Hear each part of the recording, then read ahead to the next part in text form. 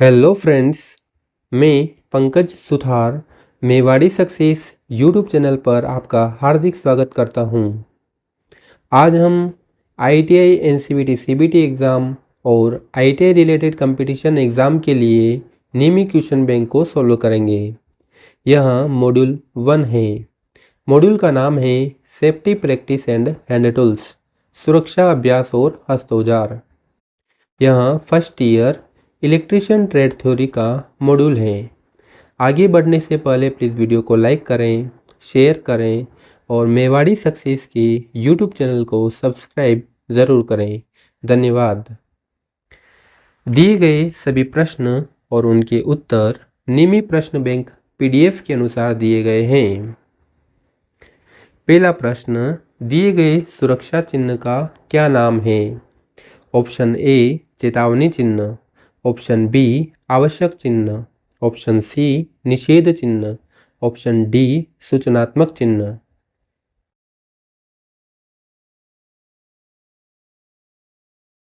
इसका सही उत्तर है ऑप्शन डी सूचनात्मक चिन्ह। चेतावनी चिन्ह यह पीले रंग के होते हैं। पीले का मतलब होता है खतरा।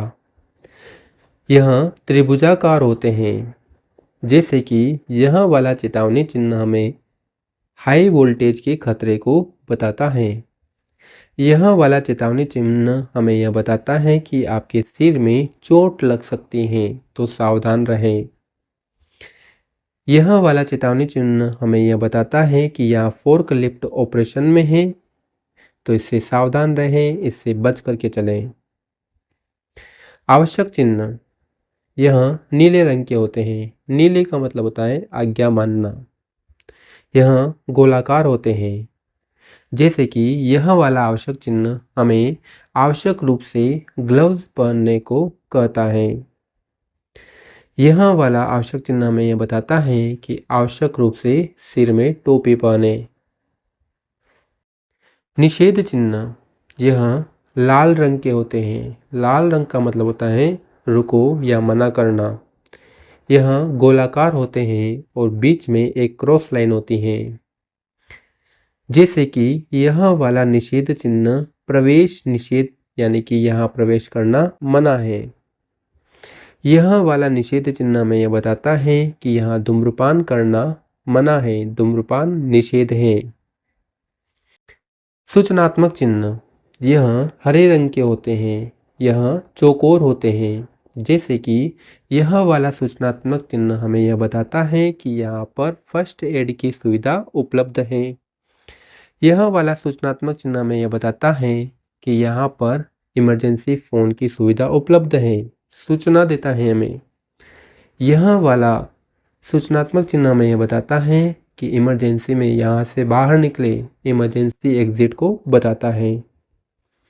दूसरा प्रश्न, अग्नि के शमन में स्मदरिंग क्या है? स्मदरिंग का अर्थ होता है ढकना। ऑप्शन ए अग्नि में ईंधन मिलाना, ऑप्शन बी अग्नि से ईंधन को अलग करना, ऑप्शन सी जल का उपयोग करके तापमान कम करना, ऑप्शन डी अग्नि को ऑक्सीजन की आपूर्ति से अलग करना।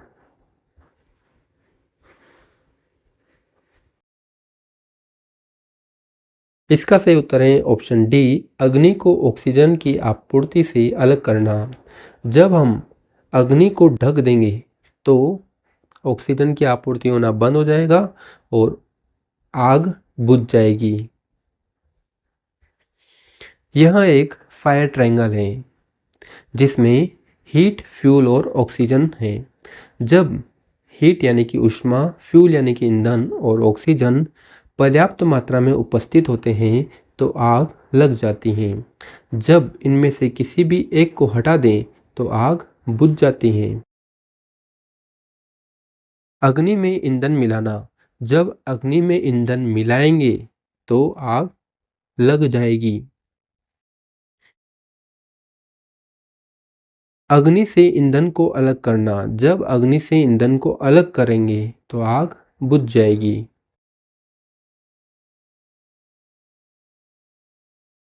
जल का उपयोग करके तापमान कम करना, जब जल का उपयोग करेंगे अग्नि के ऊपर तो उसमें से ऊष्मा कम हो जाएगी। तो आग बुझ जाएगी। जल का उपयोग करने से हीट यानी कि जो ऊष्मा है वो बाहर निकल जाएगी तो आग बुझ जाएगी। अग्नि के शमन में स्मदरिंग यानी कि ढकना, यानी कि अग्नि को ऑक्सीजन की आपूर्ति से अलग करना। जब हम ढक देंगे तो ऑक्सीजन की आपूर्ति मिलना बंद हो जाएगा। जैसे कि दिए गए चित्र में आग को हम कपड़े से या जो अग्निरोधक चीज़ होती हैं उससे ढक देंगे तो ऑक्सीजन की आपूर्ति मिलना बंद हो जाएगा और आग बुझ जाएगी। स्टॉप ऑक्सीजन सप्लाई, ऑक्सीजन की आपूर्ति रोकना ढक करके। तो जब ऑक्सीजन की आपूर्ति यानी कि ऑक्सीजन को रोक देंगे या बाहर कर देंगे तो आग बुझ जाएगी। तीसरा प्रश्न, निम्न में से भौतिक हानि क्या है? ऑप्शन ए धूम्रपान, ऑप्शन बी कंपन, ऑप्शन सी क्षरण, ऑप्शन डी रेडियो सक्रियता।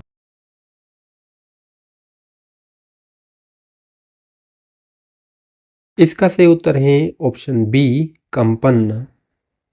धूम्रपान एक शारीरिक हानि है, इससे हमें फेफड़ों की बीमारी हो सकती है।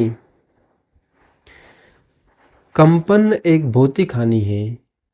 भौतिक हानि हम उसे कहते हैं जब कंपन करने से या किसी भी कारणवश कोई भी चीज़ टूट जाए, फूट जाए, मुड़ जाए तो उसे हम भौतिक हानि कहते हैं। तो कंपन से भौतिक हानि होती है। क्षरण से कोई भी मेटल या शरीर का कोई पार्ट केमिकल के गिरने से नुकसान हो सकता है तो उसे हम क्षरण कहते हैं। तो वह एक मेटल की हानि या फिर शारीरिक हानि है, वह एक कोई भौतिक हानि नहीं है। रेडियो सक्रियता यानी कि जो रेडियो एक्टिव मटेरियल्स होते हैं उनसे होती है तो उससे शारीरिक हानि हो सकती है, यह कोई भौतिक हानि नहीं है। चौथा प्रश्न, निम्न में से अग्निरोधक का उपयोग करने का सही क्रम क्या है? ऑप्शन ए खींचना, निशाना लगाना, दबाना, घुमाना, ऑप्शन बी खींचना, निशाना लगाना, घुमाना, दबाना, ऑप्शन सी धकेलना, व्यवस्थित करना, दबाना, घुमाना, ऑप्शन डी धकेलना, व्यवस्थित करना, घुमाना, अनुक्रम।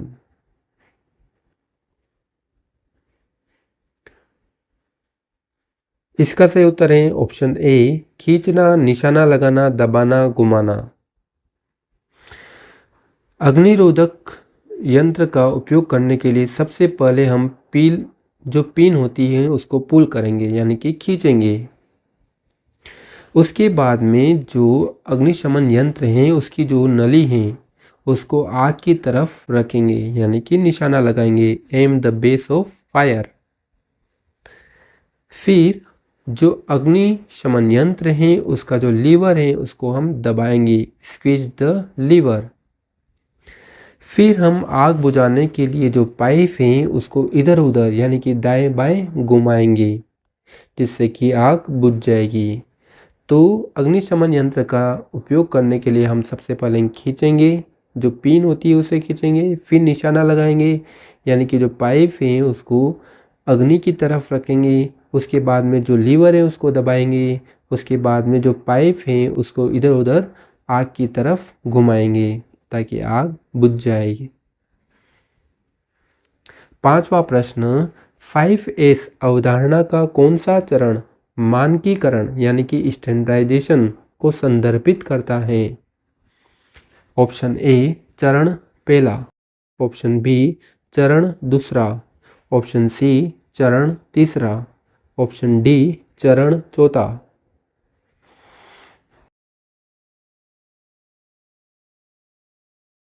इसका सही उत्तर है ऑप्शन डी चरण चौथा। 5S को एक ऐसी पद्धति के रूप में परिभाषित किया गया है जिसके परिणाम स्वरूप कार्यस्थल स्वच्छ, सुरक्षित और सुव्यवस्थित होता है, जिससे अपशिष्ट को कम करने और उत्पादकता को अनुकूलित करने में मदद मिलती है। यानी कि जहाँ पर हम काम कर रहे हैं वहाँ का जो स्पेस है वो साफ सुथरा रहे और जो उत्पादकता है, जो आउटपुट है वो अच्छे से मिल सके, उसके लिए हमने एक 5S अवधारणा को परिभाषित किया है। 5S में जो पहला चरण होता है उसको हम कहते हैं सॉर्ट, यानी कि जो ज़रूरी चीज़ें हैं उनको रखना और जो गैर ज़रूरी चीज़ें हैं उनको अलग करना या हटा देना। दूसरा चरण है सेट इन ऑर्डर, यानी कि जो हमने ज़रूरी चीज़ें रखी हैं, जिनकी हमने सॉर्टिंग की है, उनको एक व्यवस्थित रूप में जमाना।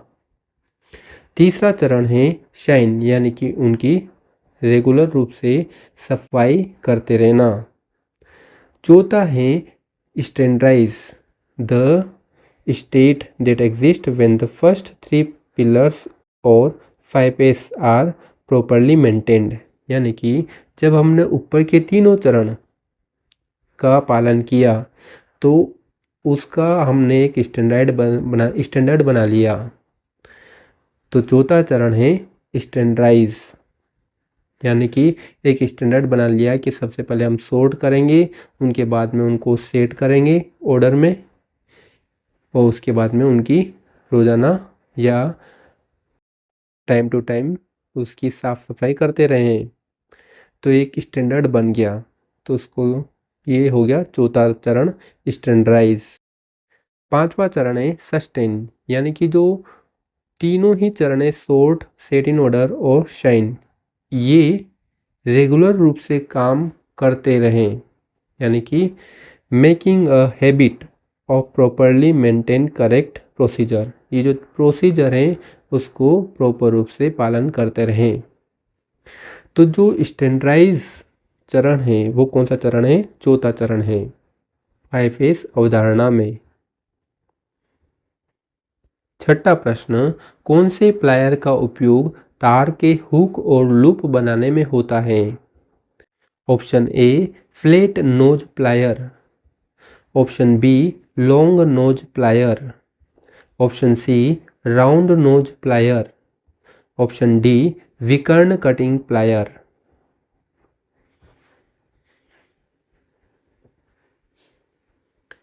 इसका सही उत्तर है राउंड नोज प्लायर। ये एक राउंड नोज प्लायर है जिसका उपयोग हम तार के हुक और लूप बनाने में करते हैं। सातवां प्रश्न, पिंसर का क्या उपयोग है? ऑप्शन ए लचीले तारों को घुमाना, ऑप्शन बी छोटे व्यास के तार काटना, ऑप्शन सी लकड़ी से पिन या कील निकालना, ऑप्शन डी छोटी वस्तु पकड़ना जहां उंगली न पहुंच सके।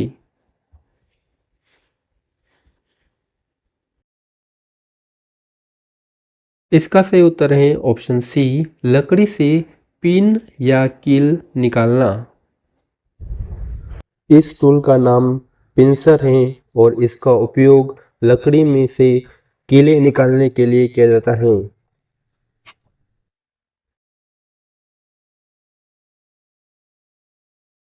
आठवां प्रश्न, दिए गए सड़क सुरक्षा चिन्ह का क्या नाम है? ऑप्शन ए आवश्यक चिन्ह, ऑप्शन बी सचेतक चिन्ह, ऑप्शन सी सूचनात्मक चिन्ह, ऑप्शन डी निषेध चिन्ह।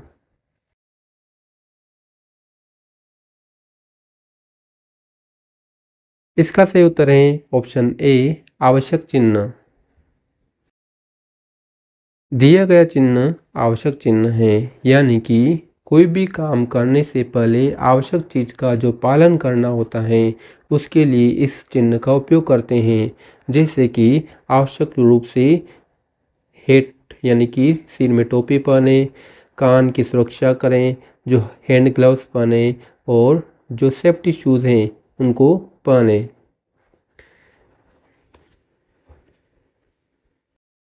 ये सारे पर्सनल प्रोटेक्टिव इक्विपमेंट हैं यानी कि पीपीई हैं। 9वां प्रश्न, मूल श्रेणी में सचेतक चिन्ह के पश्च भाग का रंग क्या होता है? यानी जो वार्निंग साइंस होते हैं उनका बैकग्राउंड कलर क्या होता है? ऑप्शन ए नीला, ऑप्शन बी श्वेत, ऑप्शन सी पीला, ऑप्शन डी हरा।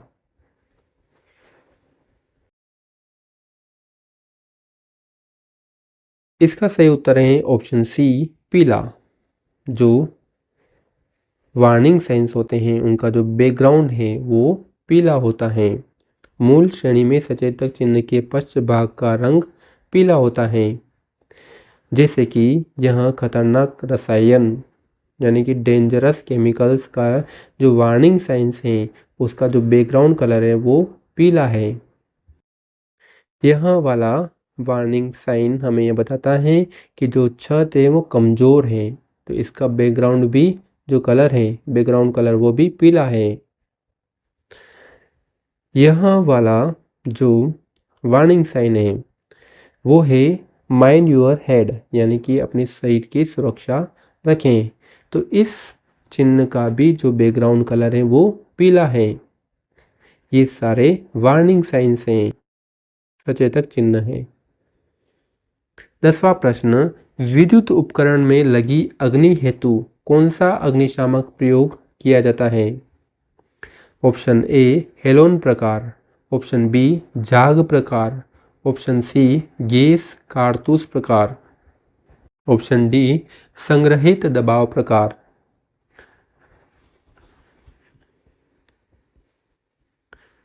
इसका सही उत्तर है हेलोन प्रकार, ऑप्शन ए। जो हेलोन प्रकार फायर एक्सटिंग्विशर्स होते हैं वो विद्युत उपकरण में लगी अग्नि हेतु उपयोग किए जाते हैं। यह हरे रंग के होते हैं। हेलोन अग्निशामक यंत्र एक प्रकार के अग्निशामक यंत्र हैं जो आग बुझाने वाले एजेंट के रूप में हेलोन गैस का उपयोग करते हैं। जो गैस उपयोग करते हैं वो हेलोन गैस होती हैं, और जो हेलोन गैस होती है वो कार्बन और हेलोजन, कार्बन गैस और हेलोजन, हेलोजन में फ्लोरीन, क्लोरीन, ब्रोमीन या आयोडीन, इन गैस को हम हेलोजन गैस के बोलते हैं। तो हेलोजन गैस में कार्बन और जो हेलोजन्स होते हैं पर आधारित रासायनिक पदार्थ हैं। जो हेलोन गैस है वो कार्बन और हेलोजन गैस का मिश्रण है, और इसकी जो प्रॉपर्टी होती हैं, विशेषता होती हैं, वो क्या है? जिसमें दहन की रासायनिक प्रतिक्रिया को बाधित करने का गुण होता है। जो दहन होता है, जो फायर का जो लगना होता है, अग्नि का जो लगना होता है, वो एक रासायनिक क्रिया है, तो उसको बाधित कर दें, उसको रोकने की क्षमता है इस हेलोन गैस में। हेलोन्स विद्युत रूप से कुचालक होते हैं और इन्हें विमान के उपयोग के लिए सबसे प्रभावी सार्वभौमिक शमन एजेंट के रूप में स्वीकार किया गया है। यानी कि जो हेलोन्स होते हैं वो विद्युत रूप से कुचालक होते हैं, इसलिए जब आग बुझाएंगे तो हमें बिजली का झटका नहीं लगेगा। 11वां प्रश्न, अपशिष्ट निपटान विधि कौन सी है जो गर्मी पैदा करती हैं? ऑप्शन ए पुनर्चक्रण, ऑप्शन बी खाद, ऑप्शन सी भस्मीकरण, ऑप्शन डी अपशिष्ट संघनन।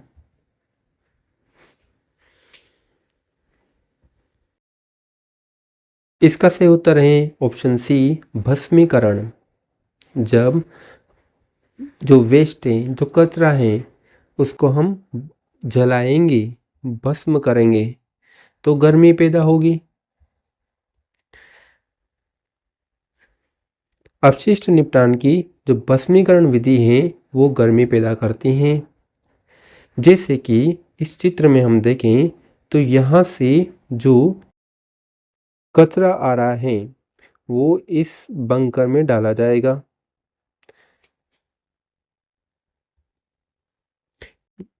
इस फीडिंग यूनिट के द्वारा फिर इस फीडिंग यूनिट से जो कचरा डालेंगे वो हम फायरिंग ग्रेट में डालेंगे। जो फायरिंग ग्रेट है उसमें डालेंगे। फायरिंग ग्रेट में डालने से जो आग से एक कचरा जलेगा और कचरा जलने से जो गर्मी पैदा होगी उसको हम इस बॉयलर में रखे पानी को गर्म करने के लिए उपयोग करेंगे।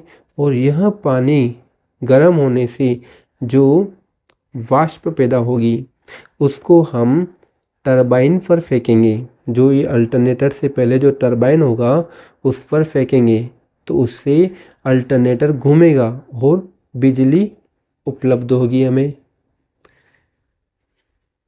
तो कचरे का भस्मीकरण से क्या उत्पन्न होती है? ऊष्मा, हीट उत्पन्न होती है। 12वां प्रश्न, धुएं से सुरक्षा के लिए किस व्यक्तिगत सुरक्षा उपकरण यानी कि पर्सनल प्रोटेक्टिव इक्विपमेंट पीपीई का उपयोग किया जाता है? ऑप्शन ए तहबंद, ऑप्शन बी चश्मा, ऑप्शन सी कान कवच, ऑप्शन डी नाक कवच।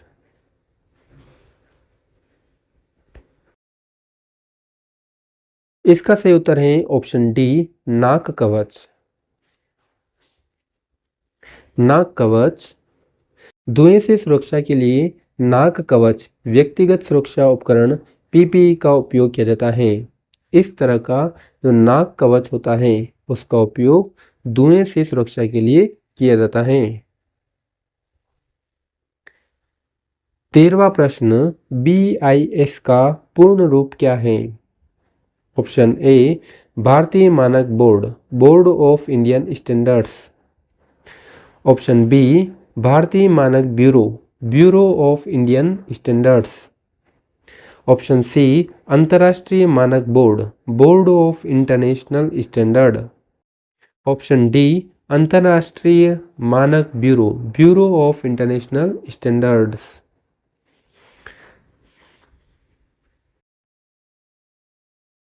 इसका सही उत्तर है ब्यूरो ऑफ इंडियन स्टैंडर्ड्स, यानी कि जो BIS का जो फुल फॉर्म है वो है ब्यूरो ऑफ इंडियन स्टैंडर्ड्स, भारतीय मानक ब्यूरो।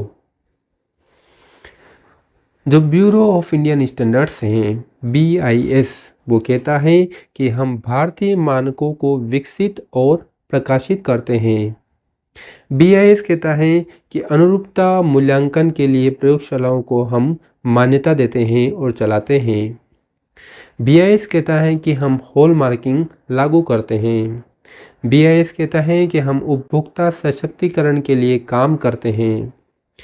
BIS यानी कि ब्यूरो ऑफ इंडियन स्टैंडर्ड्स कहता है कि हम ISO और IEC में देश का प्रतिनिधित्व करते हैं।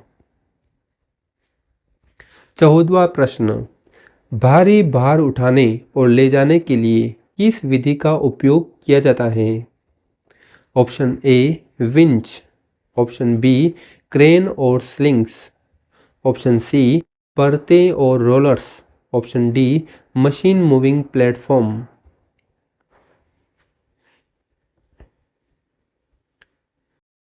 इसका सही उत्तर है ऑप्शन बी क्रेन और स्लिंग्स। तो भारी भार उठाने के लिए हम इस तरह की बड़ी बड़ी क्रेनों का उपयोग करते हैं और इसके साथ में जो वस्तु है भारी वस्तु उसको पकड़ने के लिए इस तरह की ये जो हैं उनको हम क्या कहते हैं? स्लिंग्स बोलते हैं। ये अलग अलग तरह की स्लिंग्स हैं, जैसे कि यहाँ वाली वायर रोप स्लिंग है, यहाँ वाली वेब स्लिंग है, यहाँ वाली चेन स्लिंग है। इनका उपयोग वस्तु को पकड़ने के लिए किया जाता है और उठाने के लिए क्रेन का उपयोग करते हैं। 15वां प्रश्न, आग बुझाने में स्टार्विंग क्या है? स्टार्विंग का मतलब होता है भूख को मारना। ऑप्शन ए आग में ईंधन डालना, ऑप्शन बी आग को ठंडा करने के लिए पानी का प्रयोग, ऑप्शन सी आग से ईंधन तत्व को हटाना, ऑप्शन डी आग में ऑक्सीजन की आपूर्ति को रोकना।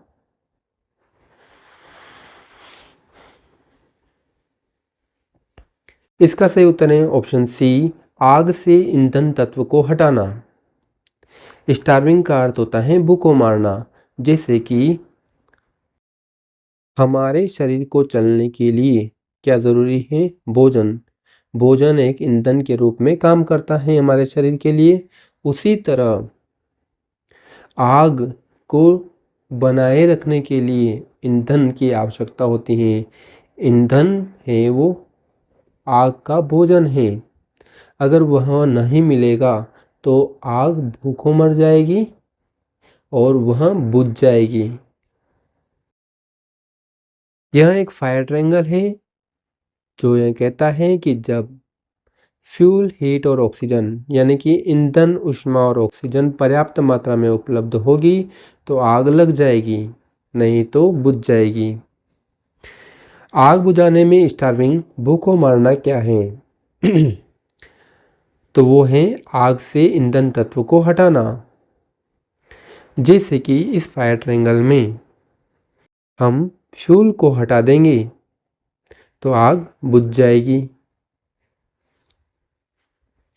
भूखों मारना स्टार्वेशन, यानी कि फ्यूल को जब हम हटा देंगे, ईंधन को हटा देंगे तो आग भूखों मर जाएगी और आग बुझ जाएगी। स्मदरिंग, स्मदरिंग का अर्थ होता है ढकना।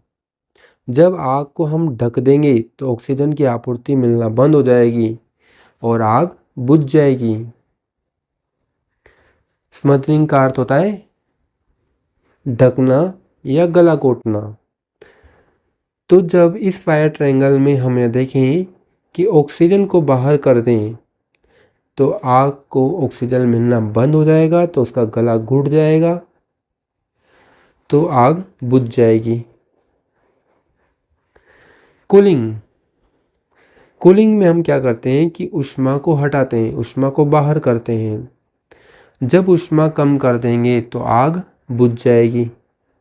जैसे कि पानी छिड़क दें तो ऊष्मा कम हो जाती है तो आग बुझ जाती है। कूलिंग यानी कि ठंडा करना। जैसे कि इस फायर ट्रायंगल में हम देखें कि जब हम फायर को, आग को ठंडा करते हैं तो ऊष्मा बाहर निकल जाती है तो आग बुझ जाती है। 16वां प्रश्न, दिए गए पीपीई का क्या नाम है? ऑप्शन ए नाक कवच, ऑप्शन बी सिर कवच, ऑप्शन सी चेहरा कवच, ऑप्शन डी हैंड स्क्रीन।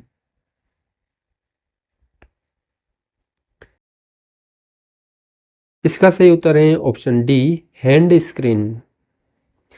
यह हैंड स्क्रीन है, यानी कि ये एक स्क्रीन है जिसको हम हाथ से पकड़ते हैं और इसका उपयोग हम वेल्डिंग करते वक्त पूरे चेहरे की और आँखों की सुरक्षा के लिए इसका उपयोग करते हैं, ताकि जो तेज रोशनी है और जो आग के जो छोटे छोटे कण उछलते हैं उससे चेहरे की सुरक्षा करना और तेज रोशनी से आंखों की सुरक्षा करने के लिए हैंड स्क्रीन का उपयोग करते हैं। 17वां प्रश्न, कचरे के निपटान की कौन सी विधि बहुत अधिक ऊर्जा बचाती है? ऑप्शन ए जमीन भरण, ऑप्शन बी पुनर्चक्रण, ऑप्शन सी भस्मीकरण, ऑप्शन डी खाद।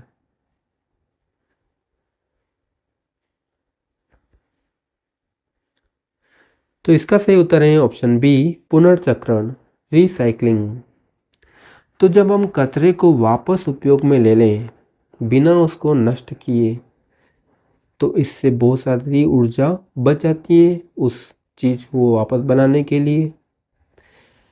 कचरे के पुनर्चक्रण निपटान की विधि बहुत अधिक ऊर्जा बचाती है। जैसे कि जो कचरा होता है उसको उसकी हम छटनी कर दें, यानी कि प्लास्टिक को अलग कर दें, लोहे को अलग कर दें और उनको वापस जलाए नहीं, उनको पिघलाए नहीं और डायरेक्ट ही उसको वापस वापस बनाने में काम ले लिया जाए तो उससे बहुत सारी ऊर्जा बचत होती है। 18वां प्रश्न, किस प्रकार की कृत्रिम श्वसन विधि का प्रयोग उस पीड़ित के लिए करते हैं जिसकी छाती और पेट में चोट हो? ऑप्शन ए शेफर विधि, ऑप्शन बी मुंह से मुंह विधि, ऑप्शन सी मुंह से नाक विधि, ऑप्शन डी नेल्सन की भुजा ऊपर पीछे दबाव विधि, Nelson's arm lift back pressure method.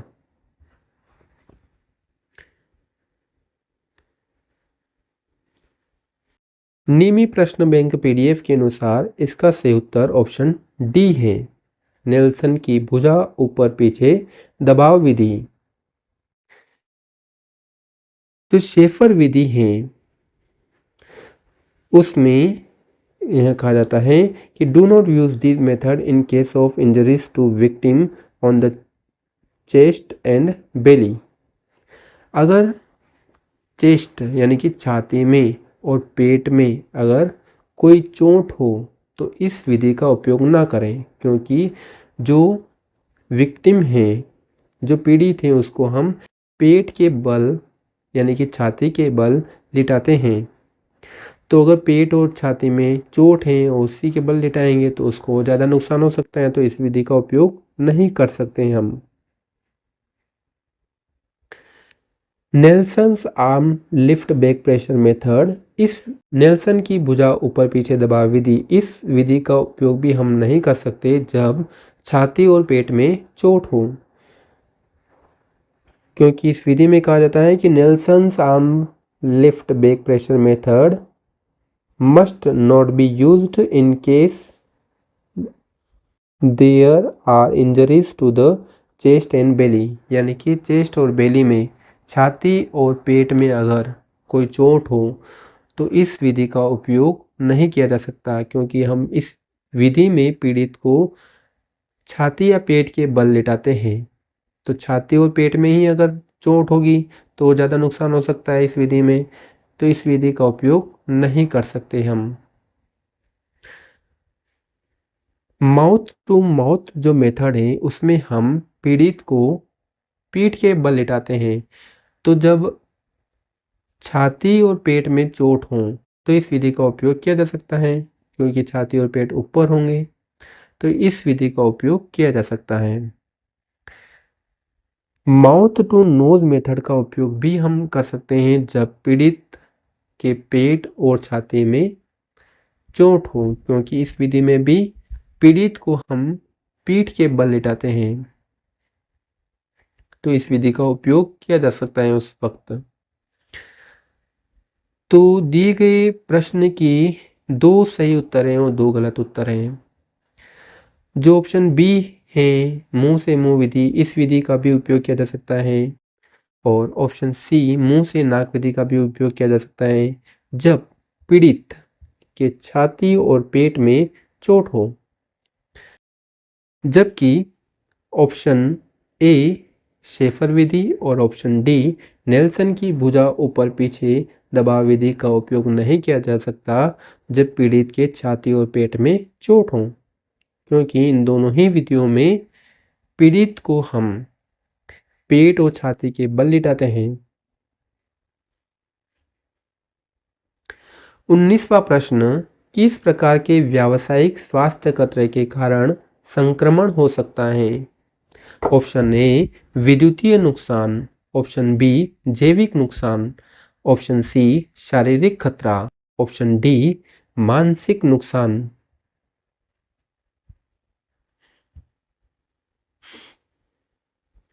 इसका सही उत्तर है ऑप्शन बी जैविक नुकसान, बायोलॉजिकल हैजार्ड, यानी कि जो व्यावसायिक खतरे हैं, जो व्यावसायिक खतरा जैविक नुकसान बायोलॉजिकल हैजार्ड है, उससे इस खतरे से संक्रमण हो सकता है।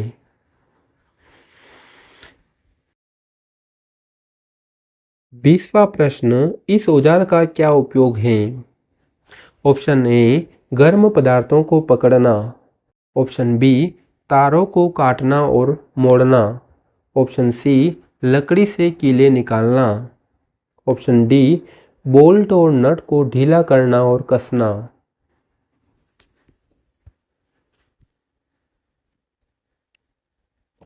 इसका सही उत्तर है ऑप्शन सी लकड़ी से कीले निकालना। इस टूल का नाम पिंसर है और इसका उपयोग लकड़ी में से कीले निकालने के लिए किया जाता है।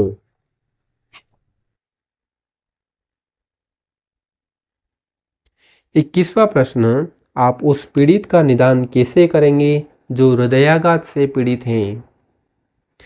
ऑप्शन ए, रीढ़ की हड्डी में दर्द से। ऑप्शन बी, मुंह कस के बंद हो जाएगा। ऑप्शन सी, उसके पेट पर भारी सूजन। ऑप्शन डी, उसके होठों के आसपास नीला रंग दिखाई देता है।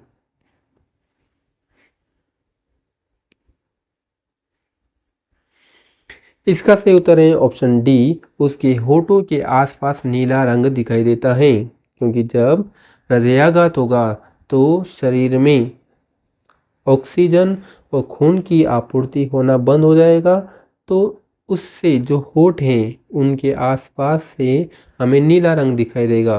तो इससे हम यहाँ पता कर सकते हैं कि जो पीड़ित है उसको हृदयाघात हुआ है। 22वां प्रश्न, दिए गए औजार का क्या नाम है? Option A, wire stripper. Option B, crimping tool. Option C, combination plier. Option D, विकर्ण कटिंग प्लायर।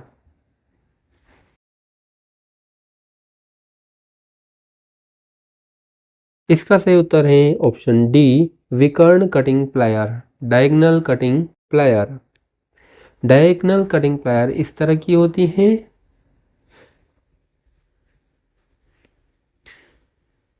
23वां प्रश्न, दिए गए सुरक्षा चिन्ह का क्या नाम है?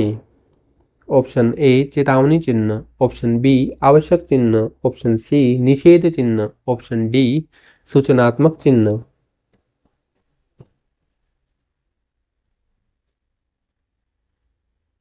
नियमित प्रश्न बैंक पीडीएफ के अनुसार इसका सही उत्तर ऑप्शन डी, सूचनात्मक चिन्ह है।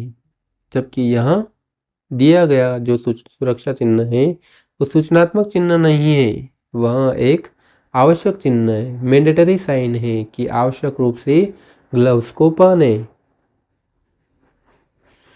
तो दिया गया ऑप्शन गलत है,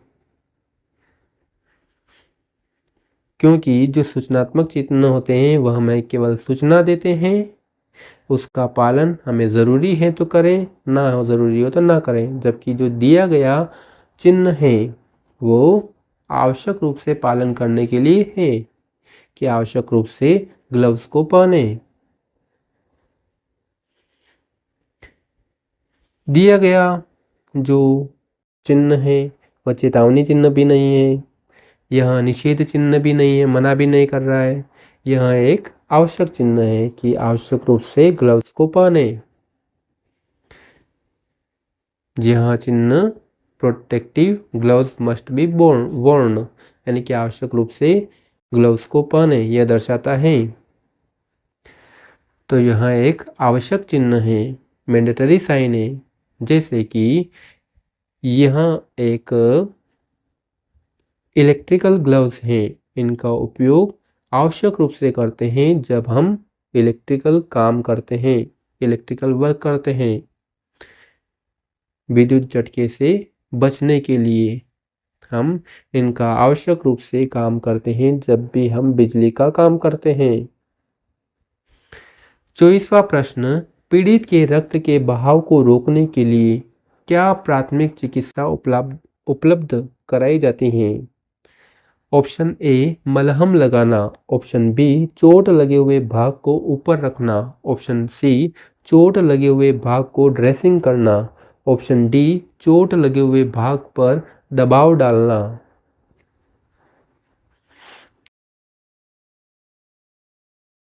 इसका सही उत्तर है ऑप्शन डी, चोट लगे हुए भाग पर दबाव डालना। तो जब भी पीड़ित को रक्त का बहाव हो रहा हो, यानी कि कहीं पर कट लग गया और रक्त बह रहा हो, तो उस भाग को हम दबा देते हैं ताकि उसमें रक्त का थक्का बनना शुरू हो जाए और रक्त बहना बंद हो जाए। तो प्राथमिक चिकित्सा हम क्या करेंगे कि चोट लगे हुए भाग पर दबाव डालकर रखेंगे ताकि रक्त बहना बंद हो जाए और अंदर से जो रक्त का थक्का बनना शुरू हो जाए और बाहर खून ना आवे। 25वां प्रश्न, यदि पीड़ित अभी भी विद्युत आपूर्ति के संपर्क में है तो उसे बचाने के लिए तत्काल क्या कार्रवाई की जानी चाहिए, यानी कि तत्काल क्या काम करेंगे हम। ऑप्शन ए, उसे हाथ से संपर्क से खींचे या धकेलें। ऑप्शन बी, इस बिजली के झटके के बारे में अपने प्राधिकारी को सूचित करें। ऑप्शन सी, उसे संपर्क से हटाने की में मदद के लिए किसी को कॉल करें। ऑप्शन डी, बिजली आपूर्ति बंद करके संपर्क तोड़ें।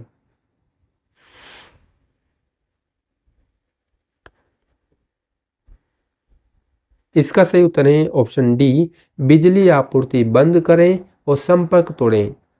तो तत्काल जो काम करना है, अगर किसी को विद्युत का झटका लग रहा हो और वो विद्युत आपूर्ति के संपर्क में हो, तो सबसे पहले हम जो बिजली की आपूर्ति है उसको बंद करेंगे। जो मेन स्विच हैं उनको बंद करेंगे, या कोई एमसीबी आसपास में हो तो उसको बंद करेंगे तुरंत। बाकी के जो काम हैं वो हम बाद में करेंगे। सबसे पहले हम बिजली आपूर्ति बंद करेंगे और जो संपर्क है बिजली का उसको तोड़ेंगे। उसे हाथ से संपर्क से खींचे या धकेले, यह भी बाद का काम है। नहीं, सॉरी, उसे हाथ से संपर्क से खींचे या धकेले, यह गलत है। क्योंकि जब हम हाथ से, जब उसको बिजली का झटका लगा हुआ है और वो बिजली के संपर्क में है तो उसे हम हाथ से नहीं हटाएंगे, क्योंकि हमें खुद को भी बिजली का झटका लगेगा और हम उस विद्युत आपूर्ति के संपर्क में आ जाएंगे। तो यह काम हमें नहीं करना है। ऑप्शन बी, इस बिजली के झटके के बारे में अपने प्राधिकारी को सूचित करें। तो यह काम बाद का है। जब उसको संपर्क में है वो बिजली के, तब का काम नहीं है। तब तो हमें सबसे पहले बिजली आपूर्ति बंद करनी है और उसको संपर्क से तोड़ना है। तो जो ऑप्शन बी है वो बाद का काम है। ऑप्शन सी, उसे संपर्क से हटाने में मदद के लिए किसी को कॉल करें। तो यह, जब तक कॉल करेंगे तब तक बहुत देर हो सकती है, बहुत देर हो जाएगी। तो सबसे पहले तो अपनी लेवल पर ही उसको बिजली आपूर्ति को बंद करना है और उसको संपर्क तोड़ना है विद्युत से। तो इसका सही उत्तर है ऑप्शन डी, बिजली आपूर्ति बंद करके संपर्क तोड़ें।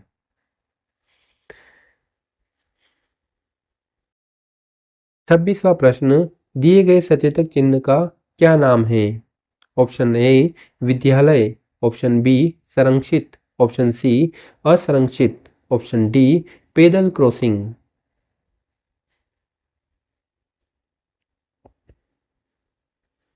इसका सही उत्तर है ऑप्शन डी, पैदल क्रॉसिंग, पेडेस्ट्रियन क्रॉसिंग।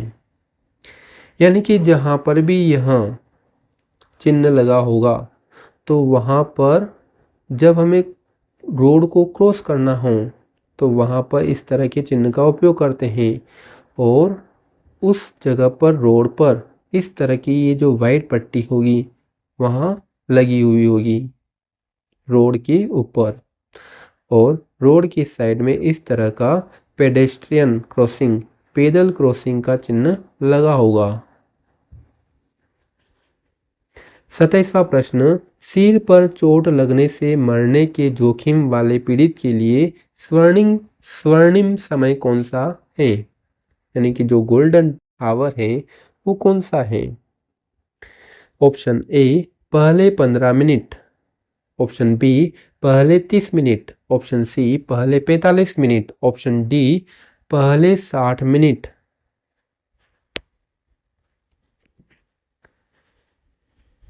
तो इसका सही उत्तर है ऑप्शन बी, पहले 30 मिनट। यानी कि पहले जो 30 मिनट होते हैं वो ही गोल्डन हावर होते हैं।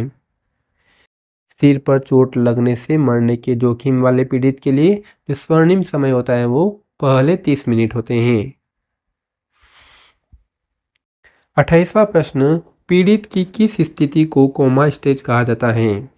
ऑप्शन ए, बेहोश रहना पर बुलाने पर उत्तर देना। ऑप्शन बी, होश में रहना पर बुलाने पर उत्तर न देना। ऑप्शन सी सांस लेना पर बुलाने पर उत्तर न देना। ऑप्शन डी पूरी तरह बेहोश होकर लेटे रहना एवं बुलाने पर उत्तर न देना।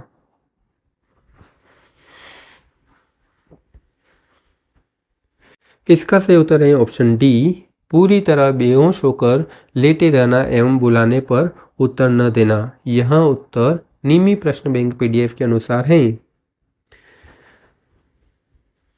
जबकि जो ऑप्शन सी है वह भी सही है, क्योंकि जब कोमा में होता है व्यक्ति तो वह सांस तो लेता है पर बुलाने पर उत्तर नहीं देता है। और ऑप्शन ए गलत है, क्योंकि कोमा में जब रहेगा तो बेहोश तो रहता है और बुलाने पर उत्तर भी नहीं देता है। तो ऑप्शन ए गलत है।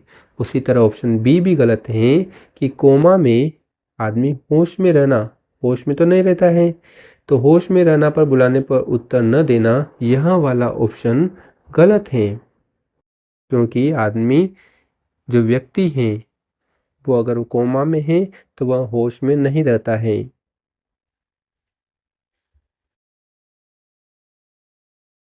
कोमा बेहोशी की एक लंबी स्थिति है।